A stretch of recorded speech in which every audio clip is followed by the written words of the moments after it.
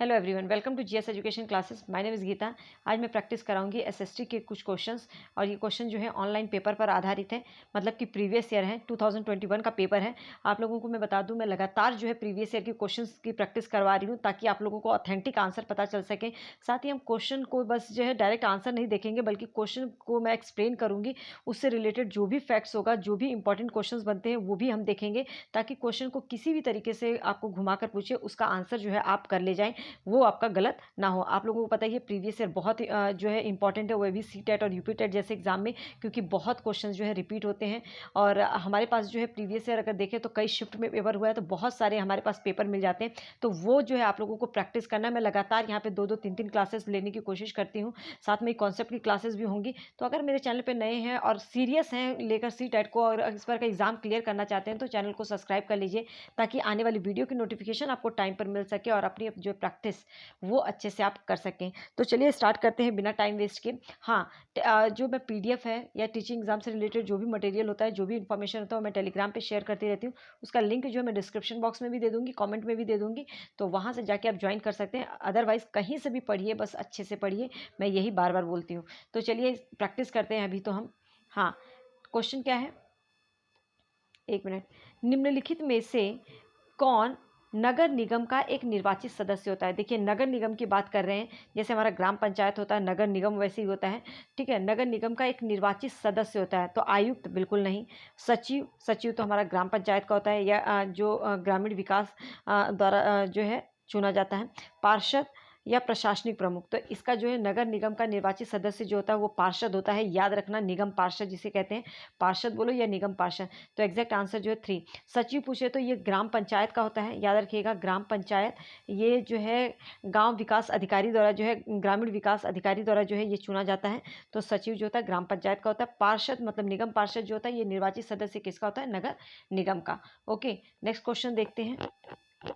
Next question क्या है, कृषि के अतिरिक्त इनमें से कौन गैर कृषि कार्य करते हैं? कौन गैर कृषि कार्य करते हैं? कृषि मजदूर, छोटे किसान जो होते हैं, या बड़े किसान? सही विकल्प क्या है? देखिए, यहाँ पे पूछा है कृषि के अतिरिक्त, मतलब कृषि करने के अलावा कौन लोग हैं जो गैर कृषि कार्य भी करते हैं? तो हम मैं बता दूं, कृषि मजदूर भी गैर कार्य करते हैं, छोटे किसान भी, बड़े किसान भी। तो यहाँ पे हमारा तीनों ही ऑप्शन करेक्ट होगा। ठीक है, तो इसमें हम देखते हैं कि कौन सा ऑप्शन जाता है। हाँ, फोर्थ, जो फोर्थ है हमारा, वो जो है करेक्ट आंसर होगा। तो यहाँ पर जो है आप लोगों को पता होना चाहिए, तीनों ही गैर कृषि कार्य में भी लगे रहते हैं। ठीक है, नेक्स्ट 63 क्वेश्चन देखते हैं। इनमें से कौन सा कथन जो है, कौन सा कथन गलियों में कौन सा कथन गलियों में सामान बेचने वालों और बाजार में दुकान वालों के विषय में सही है? मतलब जो गली में सामान बेचते हैं और जो बाजार में सामान बेचते हैं उसके विषय में सही है। दोनों अपना अपना स्वयं काम करते हैं और रोजगार पर नहीं होते, मतलब कि ये दोनों काम कर रहे हैं लेकिन इसे रोजगार नहीं माना जाता। कहीं ना कहीं ये बात सही है। दोनों को सामाजिक संरक्षण के लाभ जैसे वार्षिक अवकाश, चिकित्सक सुविधा आदि नहीं मिलते हैं। सही बात है।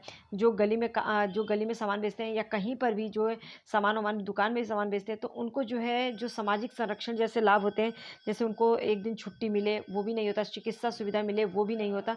तो ये दोनों ही चीज़ जो है सही कही जा रही है, मतलब कि इसमें जो है करेक्ट ऑप्शन जो होगा, दोनों ए और बी दोनों ही सही बात है। नेक्स्ट क्वेश्चन देखते हैं। 64 में क्या कहा है, किसी ऐतिहासिक घटना, एक मिनट, किस ऐतिहासिक घटना के बाद संयुक्त राज्य अमेरिका में महिलाओं को मतदान का अधिकार प्राप्त हुआ? बहुत ही अच्छा क्वेश्चन है, कई बार ये घुमा घुमा कर पूछा गया है कि प्रथम विश्व युद्ध के बाद किस देश के नागरिकों में महिलाओं को मतदान देने का अधिकार मिला था। और या देखिए यहाँ पे अलग तरीके से आया है, संयुक्त राज्य अमेरिका में महिलाओं को मतदान देने का अधिकार किस युद्ध के बाद मिला था? दोनों तरह से ये क्वेश्चन जो है बनता है। तो इसका जो एग्जैक्ट आंसर होगा देखते हैं। प्रथम विश्व युद्ध, अमेरिकी स्वतंत्रता की घोषणा, प्रथम अमेरिकी संवैधानिक संशोधन, द ग्रेट डिप्रेशन। नहीं, जो प्रथम विश्व युद्ध हुआ था उसके बाद जो है संयुक्त राज्य अमेरिका में महिलाओं को मतदान देने का अधिकार मिला था, ये आप लोगों को पता होना चाहिए। नेक्स्ट क्वेश्चन देखते हैं। 65, ओके। निम्न में से कौन सा वक्तव्य लिंग रूढ़िवादी धारणा, मतलब जेंडर स्टोरियोटाइप के लिए चुनौती है? ध्यान दीजिएगा, लिंग रूढ़िवादी धारणा की बात कर रहे हैं, जेंडर स्टीरियोटाइप की बात कर रहे हैं, तो कौन सा इसके लिए चुनौती है? लड़कियां अच्छा व्यवहार करती हैं, क्यों लड़के अच्छे व्यवहार नहीं करते? लड़के शरारती होते हैं, लड़कियां अच्छा खाना पकाती हैं, लड़के संवेदनशील होते हैं, मतलब कि क्या होते हैं, लड़के इमोशनल होते हैं। तो कहाँ तक इसमें जो है ये कौन सा ऑप्शन सही होगा? तो यहाँ पे देखिए हमारा जो है यहाँ पे लिंग रूढ़िवादी धारणा की बात करें, जेंडर स्टीरियोटाइप, फोर्थ ऑप्शन जो है लड़के संवेदनशील होते हैं, इमोशनल होते हैं। तो ये कहीं ना कहीं इसको दर्शाता है, ये इसके लिए जो है चुनौती, एक तरह से चुनौती है कि लड़के संवेदनशील होते हैं। यहाँ पर हमारा आंसर जो होगा फोर्थ होगा। नेक्स्ट क्वेश्चन देखते हैं, 66। ओके, किसी एक पंजाबी, एक मिनट, पेन ले लेते हैं। ओके, किसी एक पंजाबी शैक्षिक संस्था को कोलकाता में पंजाबी माध्यम का स्कूल खोलने की अनुमति दी जाती है। ठीक है, एक पंजाबी शैक्षिक संस्थान है जिसे कोलकाता में जो है उसे स्कूल खोलने की अनुमति दी जाती है। तो भारतीय संविधान के अनुसार कौन से मौलिक अधिकार का अनुसरण किया जाता है? सांस्कृतिक एवं शैक्षिक अधिकार, संवैधानिक उपचारों का अधिकार, स्वतंत्रता का अधिकार या शिक्षा का अधिकार? तो देखिए इससे कई क्वेश्चन बनते हैं और सभी इंपॉर्टेंट बनते हैं। ठीक है, सबसे पहली बात तो देखिए, किसी एक पंजाबी शैक्षिक संस्थान कोलकाता में पंजाबी स्कूल खोलने की अनुमति दी जाती है। तो सभी को अपनी संस्कृति, अपनी भाषा, अपनी लिपि को सुरक्षित रखने का अधिकार है। तो ये जो इसका एग्जैक्ट आंसर होगा वो सांस्कृतिक एवं शैक्षिक अधिकार। ये इसका क्या हुआ? ये सांस्कृतिक एवं शैक्षिक अधिकार है, मौलिक अधिकार के अंतर्गत आता है सांस्कृतिक एवं शैक्षिक अधिकार। और ये कौन से अधिकार में आता है? ये आता है 29 और 30 में। याद रखिएगा, आर्टिकल जो है ये कौन से आर्टिकल में आता है? 29 और 30 में। संवैधानिक उपचारों का अधिकार जो है ये आर्टिकल जो है ये जो है किस में आता है? 32, जिसमें कि इसके द्वारा जो है रिट्स भी जारी किए जाते हैं।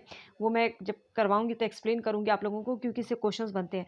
स्वतंत्रता का अधिकार की बात करें तो ये 19 से 22 तक जो है आर्टिकल 19 से 22 तक आता है इसके अंतर्गत अनुच्छेद। ठीक है, अनुच्छेद 19 से 22 तक। ओके, शिक्षा का अधिकार जो है आर्टिकल मतलब कि अनुच्छेद 21A में कहा गया है शिक्षा का अधिकार है। तो उम्मीद करती हूँ कि ये जो है आपको चारों क्लियर हो गए होंगे। एग्जैक्ट आंसर जो है इसमें, शैक्षिक संस्था को कोलकाता में पंजाबी माध्यम का स्कूल खोलने की अनुमति दी जाती है, तो किस मौलिक अधिकार का अनुसरण किया गया है? सांस्कृतिक एवं शैक्षिक अधिकार, option A. Okay, next question देखते हैं। उम्मीद करती हूँ ये सही हो, क्लियर हो गया होगा, क्योंकि इससे कई क्वेश्चन बनेंगे, तो इस चीज़ को याद रखिएगा। 67 में क्या बोला गया है? एक अध्यापिका को अपनी छात्राओं को यह समझाने के लिए कि नए कानून लाने में साधारण व्यक्ति की भी महत्वपूर्ण भूमिका होती है, कक्षा में कौन सा उदाहरण सहायक है?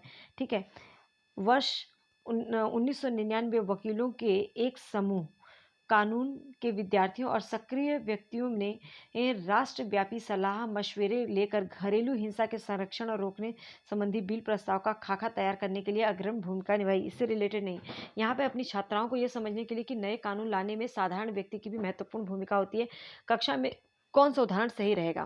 ठीक है, उदाहरण पूछा है। 1 दिसंबर 1955 को रोशा पार्क्स, एक अफ्रीकन अमेरिकन महिला ने बस में एक श्वेत व्यक्ति के लिए अपनी सीट खाली करने से मना कर दिया। बिल्कुल, ये समझाने की, छात्राओं को समझाने के लिए कि नए कानून लाने में साधारण व्यक्ति की कितनी भूमिका होती है। यहाँ पे जो इसका उदाहरण बैठता है वो ये कि जब अमेरिकन महिला पूरे दिन काम करके बस में जा रही थी और उसे एक श्वेत व्यक्ति ने उठने के लिए कहा, तो उसने जो है मना कर दिया। तो बी तो सही है। 1817 के राजद्रोह अधिनियम को लागू करना, बिल्कुल ये भी सही है। तो बी और सी ऑप्शन हमारा यहाँ पे करेक्ट होता है। तो सेकंड ऑप्शन जो है सही है। उम्मीद करती हूँ ये अच्छे से क्लियर हो गया होगा। इसमें कई तरह से क्वेश्चन पूछा जाता है, इसमें एक ये क्वेश्चन बनता है, ये याद रखना कि अफ्रीकन अमेरिकन कौन सी महिला थी जिसने बस में श्वेत व्यक्ति के कहने पर भी सीट खाली करने से मना कर दिया?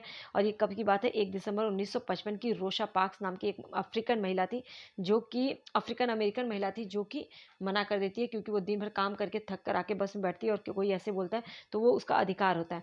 तो जो नॉर्मल इंसान होते हैं वो भी जो है कानून किस तरीके से लागू किया जाए वो उसके लिए फोर्स कर सकते हैं। ठीक है, अपना अधिकार मांग सकते हैं। 68 में क्या बोला गया है? हाँ, निम्नलिखित में से कौन सा वक्तव्य भारत में न्यायिक व्यवस्था के बारे में सही है? केंद्र और किसी भी राज्य के बीच विवाद के मामले में उस राज्य का उच्च न्यायालय इस मुद्दे और मुकदमे को ले सकता है? नहीं। ठीक है, औपनिवेशिक काल का federal court of India Bharat के उच्चतम न्यायालय का पूर्वज है। ये तो सही है। यहाँ पे देखिए कि कौन सा वक्तव्य जो है सही है। केंद्र और किसी भी राज्य के बीच अगर कोई विवाद होता है तो उस न्यायालय का उच्च न्यायालय उस मुकदमे को ले सकता है, नहीं। केंद्र का अब बात आ गई तो हमारा जो है सुप्रीम कोर्ट में बात जाएगी। औपनिवेशिक काल का फेडरल कोर्ट ऑफ इंडिया जो है भारत के उच्चतम न्यायालय का पूर्वज है। बिल्कुल ये सही बात है। ठीक है। जनहित याचिका किसी भी न्यायालय में केवल पीड़ित व्यक्ति द्वारा दर्ज की जाती है, ऐसा नहीं है, कोई भी कर सकता है। न्यायिक समीक्षा का अधिकार भारत में केवल उच्चतम न्यायालय में नहीं, न्यायिक समीक्षा का अधिकार उच्चतम हो या आपका जो है उच्च न्यायालय हो, दोनों में ही कर सकते हैं। तो यहाँ पे जो ऑप्शन जो हमारा करेक्ट आता है सेकंड।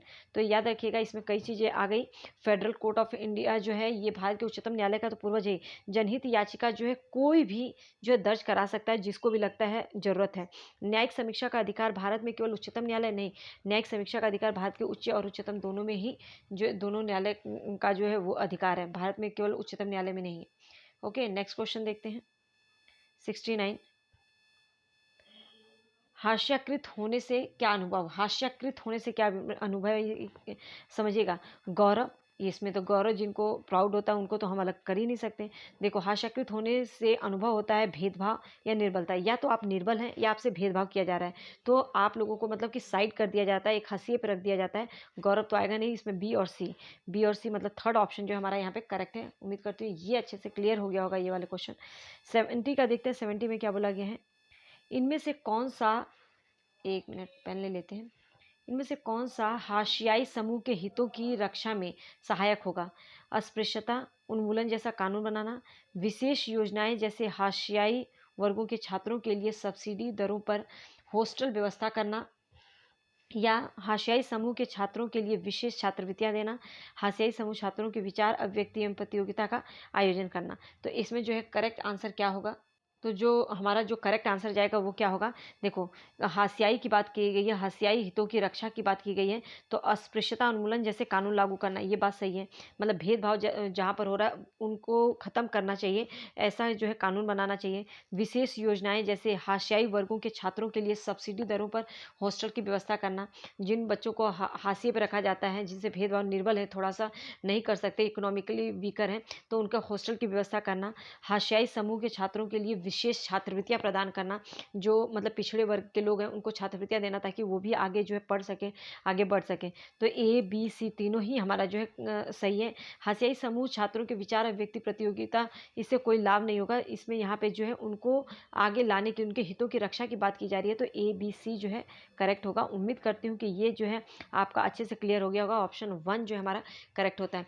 वीडियो कैसी लगी, इससे कितना फ़ायदा मिला, आप लोगों को पसंद आई वीडियो या नहीं, ज़रूर कमेंट करके बताइएगा। कोई भी सजेशन हो वो ज़रूर दीजिएगा, क्योंकि आप लोगों के सजेशन मेरे लिए बहुत ही हेल्पफुल होगा। और मेरी कोशिश है कि आप लोगों का जो इस बार का सीट है वो निकल जाए। इसीलिए मैं जो है डे में 2 क्लासेस जो है प्रीवियस ईयर सॉल्व करवाती हूँ। वीडियो कैसी लगी और ये ज़रूर बताइएगा। एंड प्लीज़ पसंद आई हो तो हिट लाइक बटन एंड लोगों को शेयर कीजिए ताकि और लोगों को इससे हेल्प मिल सके। All the best.